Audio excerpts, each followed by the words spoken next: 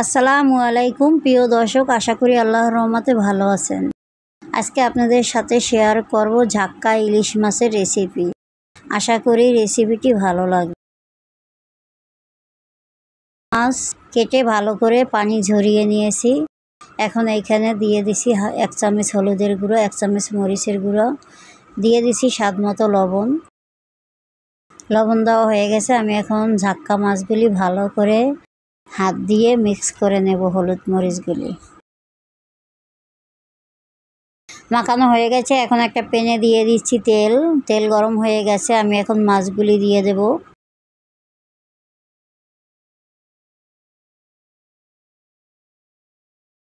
মাছগুলি দেওয়া হয়ে গেছে। আমি এখন উল্টিয়ে নিচ্ছি। একটু কড়া করে ভেজে নেব। মাছগুলির ভিতরে আবার একটু ছোট ছোট কাটা থাকে, তো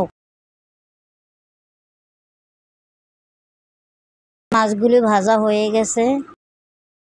আমি এখন প্যানে দিয়ে দিচ্ছি, যে প্যানে আমি মাছ ভেজেছি ওই প্যানে দিয়ে দিছি 1 কাপ পরিমাণ মতো পেঁয়াজ কুচি।